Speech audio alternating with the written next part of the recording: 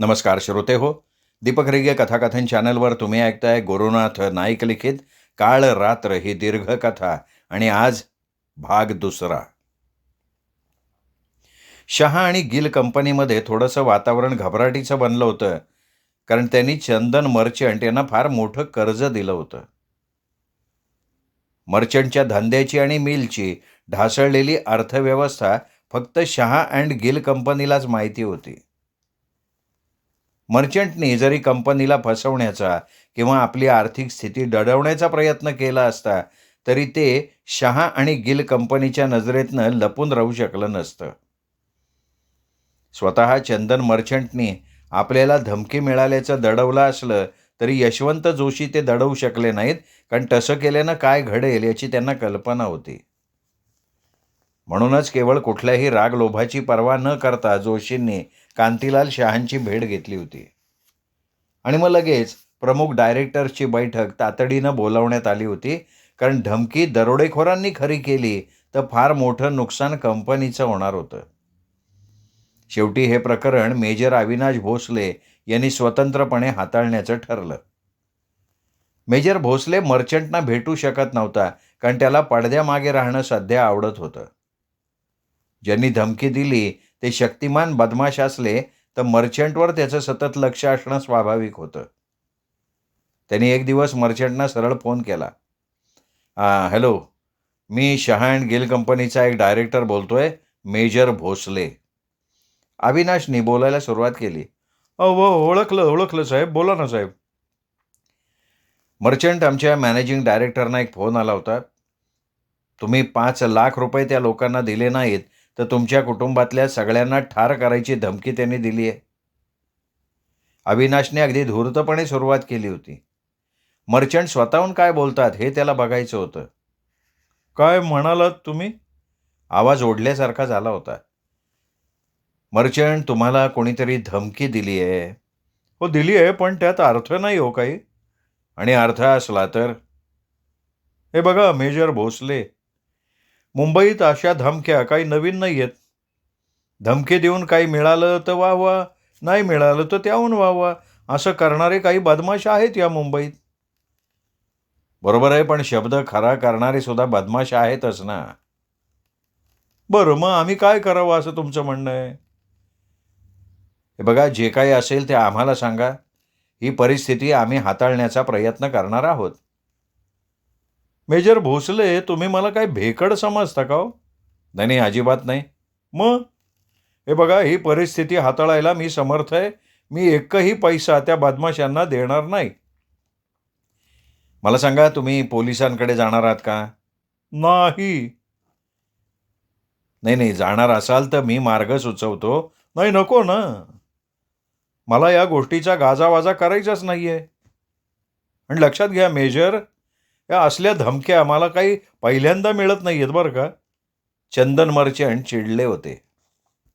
कुणीही आपल्या व्यक्तिगत व्यवहारात ढवळाढवळ करू नये असं चंदन मर्चंटना वाटत होतं. पण मेजर भोसले ही काय चीज आहे आणि त्यांचं शहा अँड गिल कंपनीत कुठलं स्थान आहे याची कल्पना त्यांना मुळीच नव्हती.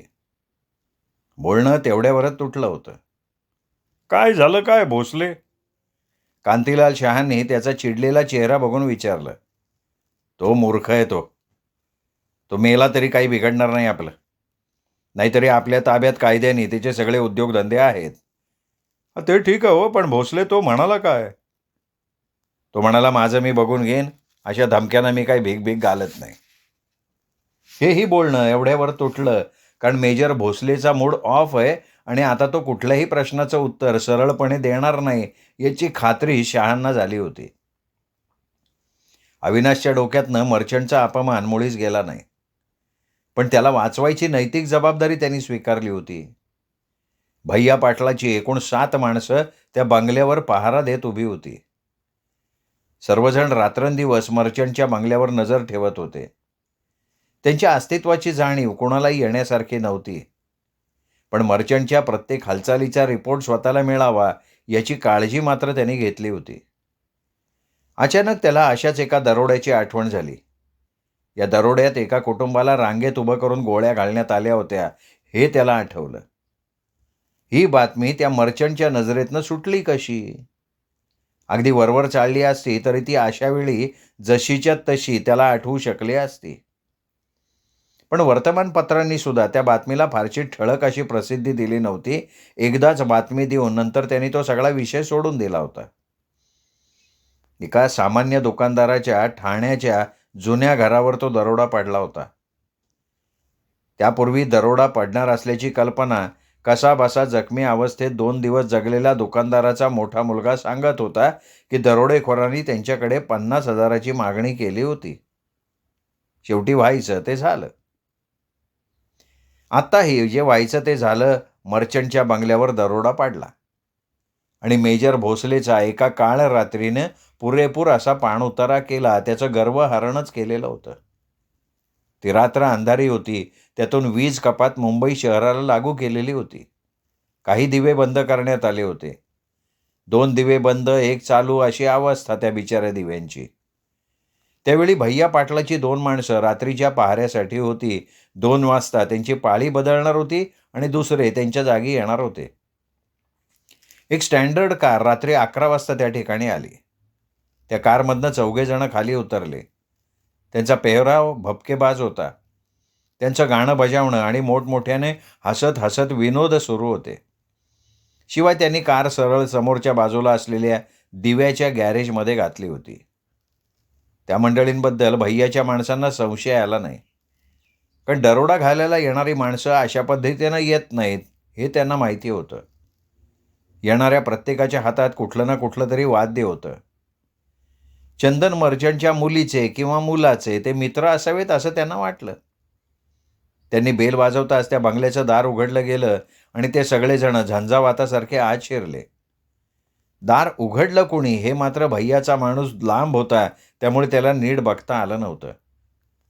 1:30 वाजेपर्यंत आतून गाण्यांचा, वाद्यांचा आवाज ऐकू येत होता. त्या वाद्यसंगीतात निरनिराळे आवाज उमटत होते, म्हणूनच त्याला संगीत म्हणता येणार होतं, नाहीतर कशाचा कशाला मेळ लागत नव्हता. 1:40 एक कार भरवेगात त्या गॅरेजच्या शेजारी असलेल्या गॅरेजमध्ये येऊन थांबली. पण अंधार असल्यामुळे दिसत काही नव्हतं. कोणीतरी दार उघडलं जाताच आत गेलं. वाद्यांचा आवाज होत होता. संशय घेण्यासारखं काही नव्हतं. कारण अशी उल्लू पोरं श्रीमंतांच्या घरात कितीतरी जन्माला येतात असे भैयाचे दोघेही सहकारी मनातल्या मनात म्हणत होते.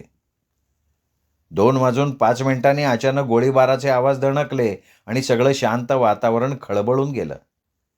गोळीबार सुरू असताना नंतर आलेली कार भरवेगात निघून गेली. भैयाच्या माणसाने गाडीचा नंबर बघण्याचा प्रयत्न केला, पण त्याला ते जमलं नाही.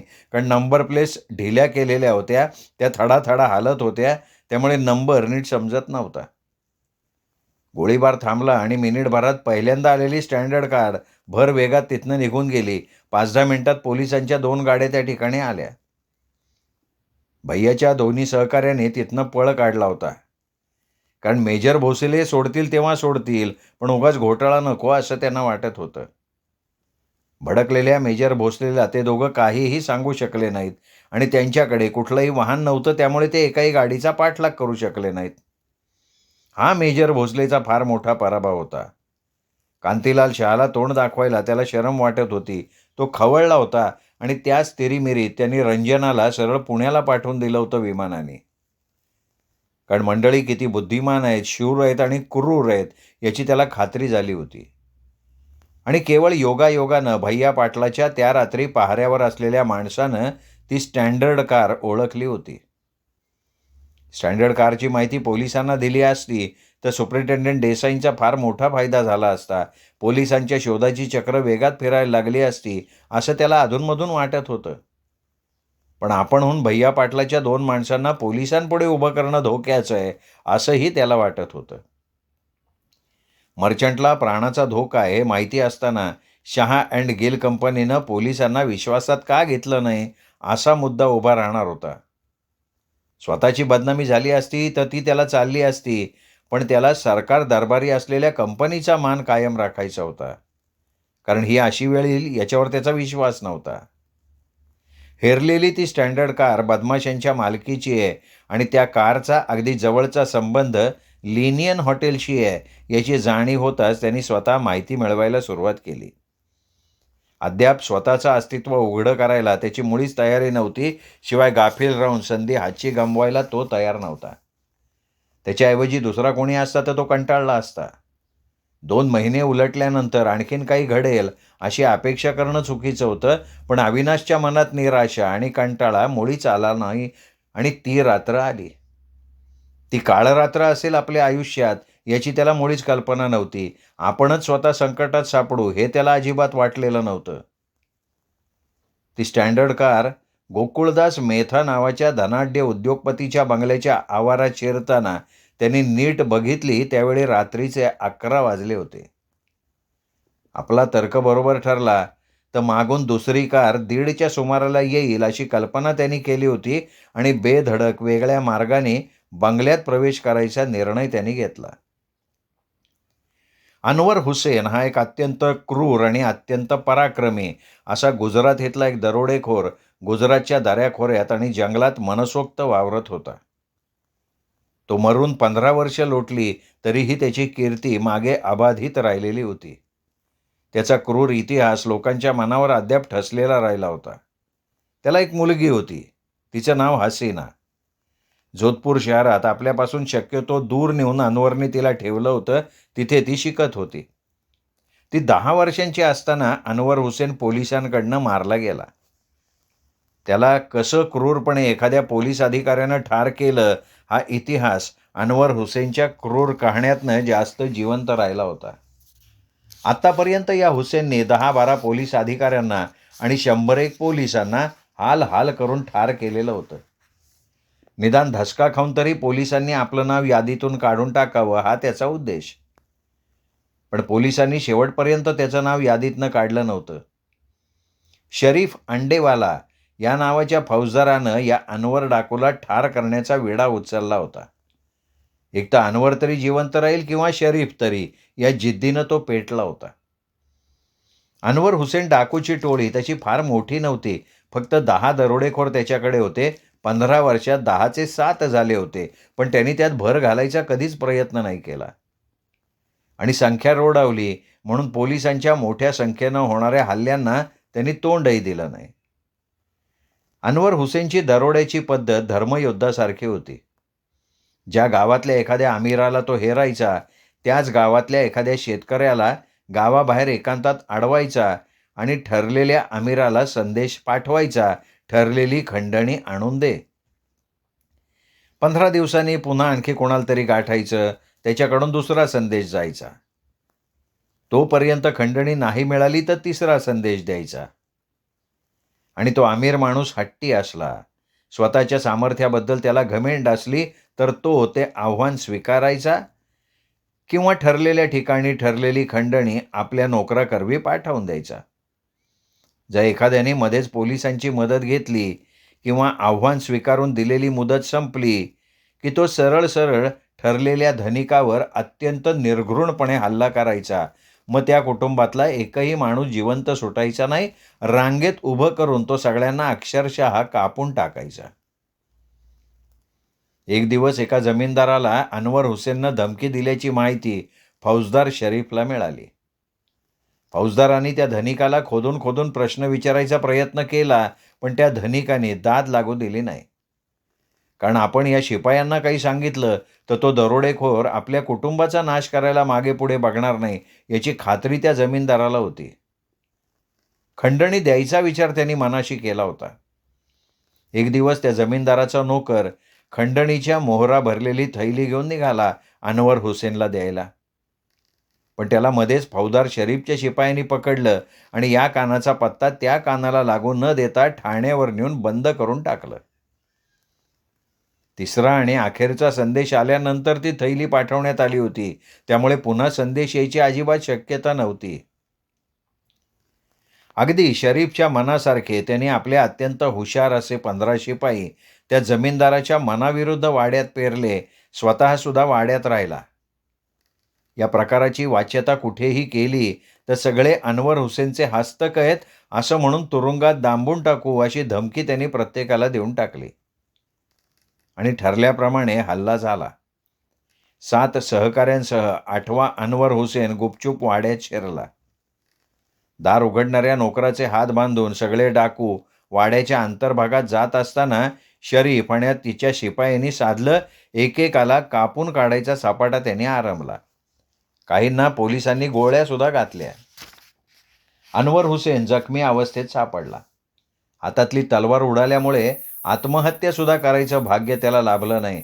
शेवटी फौजदार शरीफने अनवर हुसेनला वाड्याच्या भर चौकात उभं केलं आणि अक्षरशः कापून टाकलं. शरीफने आपला पण पूर्ण केलेला होता. आणि त्यानंतर 10 वर्षांनी हसीना नावाची तरुणी मुंबईत अवतरली. त्या तरुणीचा ठावठिकाणा कोणाला माहिती नव्हता. कॅबरे डान्सर म्हणून तिने अल्पावधीत जी कीर्ती मिळवली, त्या कीर्तीमुळे तिच्या पूर्वायुष्याची चर्चा करायला कोणाला वाव देखील मिळाला नाही. तिने आपलं नाव सुद्धा बदललं होतं म्हणण्याऐवजी तिला ते बदलणं भाग पडलं होतं. कारण बेवारशी पडलेले त्या तरुणीला कांडला बंदरातल्या एका गुजराती माणसाने कुवेतला नेलं होतं आणि तिथून रेखा या नावाने ती मुंबईत अवतीर्ण झालेली होती. अनवर हुसेनची ही मुलगी हसीना सूडाच्या भावनेनं जळत होती, पण सूड घेण्याइतकं सामर्थ्य आपण कमवायला हवं हे सुद्धा तिला पटत होतं. कॅबरे डान्सर म्हणून मिळालेली ही अफाट कीर्ती आपल्याला हवं ते सामर्थ्य मिळवून देईल याची खात्री तिला होती. आपल्या बापाची कीर्ती, आपल्या पिताचं ते असामान्य धैर्य तिने ऐकलं होतं. ते जशास तसं तिच्या मनासमोर उभे होतं, एखाद्या पुतळ्यासारखं. फक्त एका वर्षात तिने हवं ते सामर्थ्य उभं केलं. क्रूरपणे आणि अक्कल हुशारीनं दरोडे घालून अनवर हुसेननं 15 वर्षे गाजवली, तर आपण ती अखेरपर्यंत गाजवू या जिद्दीने ती पेटली. आणि एक दिवस तिने आपल्या माणसांसकट हिम्मतनगर गाठलं. कारण पहिल्यांदा तिला सूड उगवायचा होता आणि नंतर तिला आपल्या पित्याची गादी चालवायची होती. ज्या वाड्यात अनवर हुसेन या महान डाकूला ठार करण्यात आलं होतं, त्या वाड्यात तिने कोणालाही जिवंत राहू दिलं नाही. एका रात्रीत तिने ही सगळी कत्तल केली आणि 15 दिवसानंतर बदली होऊन दुसऱ्या ठिकाणी गेलेल्या फौजदार शरीफवर तिने निर्घृण सूड उगवला आणि ती पटकन मुंबईला परत आली. गुजरातेच्या एका कोपऱ्यात घडलेल्या या घटनेचे पडसाद मुंबईत उमटणार नाहीत याची जाणीव तिला होती. आणि उमटले तर एका कॅबरे डान्सरचा संशय कोणी घेणार नाही. लगेच तिने मुंबईचं पोलीस खातं हैराण करून सोडणारे दरोडे घालायला सुरुवात करून टाकली. लेनियन हॉटेलच्या 3ऱ्या मजल्यावरच्या खास जागेत खिडकीतून रस्त्यावरची मंदावलेली रहदारी बघत ती उभी होती. आपल्या पूर्वायुष्याचा चित्रपट बागात होती आणि आपल्या पित्याच्या सामर्थ्याचं समर्थ चित्र नजरेनं रेखाटत होती. पण आपलं कुठेतरी चुकतंय असाही विचार तिच्या मनात डोकावत होता. कारण चंदन मर्चंटच्या प्रकरणात बेफिकिरीने तिने आपलं नाव जाहीर केलं होतं आणि खंडणी देण्याच्या बाबतीत रेखा या कॅबरे डान्सरच्या बाबतीत सूचना केली होती. आपल्याला फोनवरून कोणीतरी धमकावतंय असाच आभास कोणी पोलीस अधिकारी आला तर निर्माण करायचा विचार तिने केला होता. ती विचाराच्या तंद्रीत असताना बेल वाजली गेली. ती दचकली. झटक्यात भानावर येत तिने घाईघाईत दार उघडलं. दार उघडताना सहज तिची नजर घड्याळावर गेली. 2:05 झाली होती. एक गोरापान आणि रुबाबदार व्यक्तिमत्वाचा तरुण चिंताग्रस्त चेहऱ्यानं आत शिरला आणि बघता बघता रेखाचा चेहरा अत्यंत कठोर झाला. क्रौर्याच्या छटा तिच्या डोळ्यातनं उमटायला लागल्या. बहादूर, तू कामात चुकलास, जहरी आवाजात तिने सुनावलं आणि आपल्यावर स्वयंचलित रायफल रोखली गेली आहे याची जाणीव त्याला झाली. तोच खुलासा करायला आलोय मी. तिच्या हातातल्या रिव्हॉल्व्हरपेक्षा किंचित मोठ्या असलेल्या रायफलीकडे बघत तो कसाबसा बोलला. चल आत चल. कठोरपणे तिने हुकूम सोडला आणि बहादूरच्या शरीराचा थरकाप उडाला. रुबाबदार व्यक्तिमत्वाचा बहादूर पूर्ण बदलला होता. बहादूरला आत नेताच रेखानं डाव्या हाताने फोनवरचा रिसिव्हर खाली ठेवला, एक नंबर फिरवला आणि खाली ठेवलेला रिसिव्हर कानाला लावला. जवळजवळ 10 मिनिटं ती स्तब्ध उभी होती, जळजळीत नजरेनं बहादूरकडे बघत. दार उघडलं गेलं तरीही ती स्तब्ध होती. दार बंद करून कोण येतंय हे तिला माहिती होतं. निळू, हा बहादूर आलाय जखमेवर मलम लावायला. आठवत असतील तर याच्या चुका तू सांग.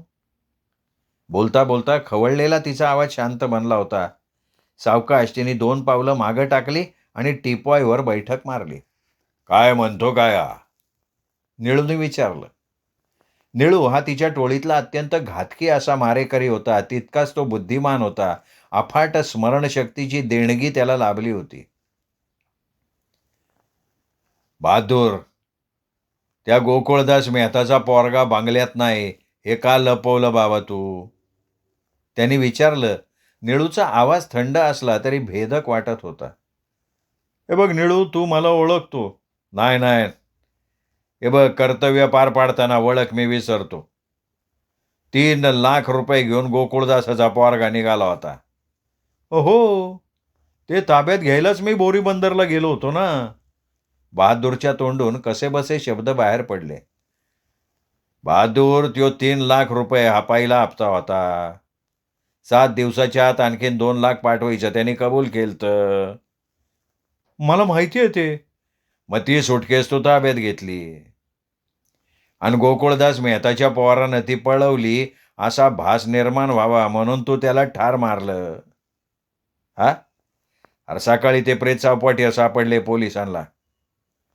ती सुटकेस तूच बोरीबंदरच्या क्लॉक रूममध्ये ठेवली आणि त्याची पावती सध्या तुझ्या खिशात आहे. निळू एकेका शब्दावर जोर देत भेदक आवाजात बोलत होता. क्षणाक्षणाला बहादूरच्या चेहऱ्यावरचे भाव बदलत होते. इतक्या मुद्देमाला सकट तो सापडला होता की बोलायचं सामर्थ्य नष्टच झालेलं होतं त्याचं. चल बहादूर, ते पावती दे बाबा. निळू थंडपणे बोलला आणि धूर्त बहादूरनं नीट विचार केला. कोणत्याही परिस्थितीत ती सुटकेस देऊ नये हा निर्णय त्यांनी घेतला. ती सुटकेस आपल्याकडे असं एकदा सिद्ध झालं तर ही रेखा आणि हा निळू आपल्याला जिवंत ठेवणार नाहीत याची खात्री त्याला पटली आणि सुटकेस ठेवल्याची पावती त्याच्याकडे नव्हतीच. हे बघ बहादूर, हे आम्हाला आधी समजलं असतं तर त्या गोकुळदास मेहताला ठार करण्याचा विचार आम्ही केला नसता. त्याऐवजी तू ठार झाला असतास. ती कशीबशी बोलली आणि निळूनी पुढे होऊन बहादूरचा कोट मागितला. काही न बोलता मुकाट्याने बहादरनं कोट काढला आणि त्याच्या दिशेनं फेकला.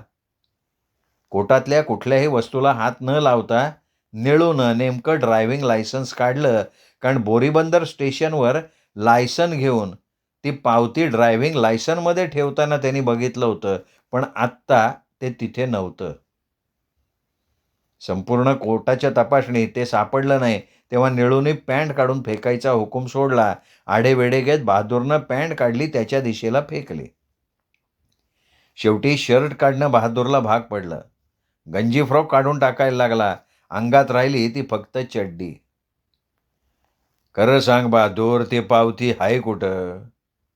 खरं सांगतो निळू, तुझा काहीतरी गैरसमज झाला यार. बहादूरच्या आवाजात याचना होती. पण निळूने दुसरा प्रश्न त्याला विचारला नाही, कारण स्वतःच्या डोळ्यांनी जे पाहिलं ते खोटं आहे हे मानायला त्याची मुळीच तयारी नव्हती. अचानक निळूच्या डाव्या हाताचा ठोसा बहादूरच्या पोटात शिरला आणि बहादूर कळवळत खाली आपटला. शक्तिमान आणि शास्त्रशुद्ध पद्धतीनं लढणाऱ्या निळूला बहादूर कुठलाही प्रतिकार करू शकला नाही. प्रतिकार करायचं सामर्थ्य त्याच्यात राहिलेलं नव्हतं. अर्धा तास निळू सतत बहादूरवर हात चालवत होता. पण आपण खरं सांगितलं की संपलो ही जाणीव बहादूरनं शेवटपर्यंत ठेवली होती. चिडलेल्या निळूने शेवटी बहादूरची मान मोडली. कट्ट असा मानेचा आवाज होताच खवळलेला निळू शांत झाला आणि त्याच वेळी दारावरची बेल वाजली. कुणीतरी आलेलं होतं. रेखाने घाईघाईत हातातली स्वयंचलित रायफल निळूच्या हातात दिली. निळूला आत ठेवून तिने दार बंद केलं आणि सावकाश बाहेरचं दार उघडलं. बाहेर काउंटरवरचा तरुण उभा होता. पोलीस सुपरिटेंडंट देसाई आलेत, भिदभिद तो तरुण म्हणाला. कशासाठी आलेत? मनातल्या मनात हादरलेल्या रेखानं विचारलं. अहो, 5 मिनिटात तुमची भेट नाही झाली तर पोलीस पार्टी मागे लावतो म्हणतायत. ते ठीक आहे, त्यांच्याबरोबर कोण आहे? नाही नाही, ते एकटेच आलेत. त्यांच्या अंगावर युनिफॉर्म आहे? नाही नाही, साधेच कपडे आहेत. सावकाश त्यांनी खाली वाकून बघितलं. पोलिसांची जीप किंवा मोटरसायकल नाही आहे ना, याची त्यांनी खात्री करून घेतली. ठीक आहे, दे पाठवून त्यांना. ती थंडपणे बोलली आणि भराभरा तिने त्या तरुणाला सूचना द्यायला सुरुवात केली आणि तो निघून जाताच तिने पायाने दार बंद करून टाकलं. सुपरिटेंडेंट देसाईंना बरंच काही माहिती झालंय. त्यांना जिवंत राहू देता कामा नये, असा निर्णय तिने मनाशी घेतला. त्यापूर्वी त्यांना कितपत माहिती आहे हे समजून घ्यायचा तिने विचार केला आणि मग सावकाश तिने मधलं दार उघडलं. श्रोते हो, तुम्ही ऐकताय गुरुनाथ नाईक लिखित काळ रात्र ही दीर्घकथा. आज या दीर्घकथेचा दुसरा भाग आपण ऐकलात. तिसरा भाग ऐकूयात उद्या दीपक रेगे कथाकथन चॅनलवर. तोपर्यंत नमस्कार.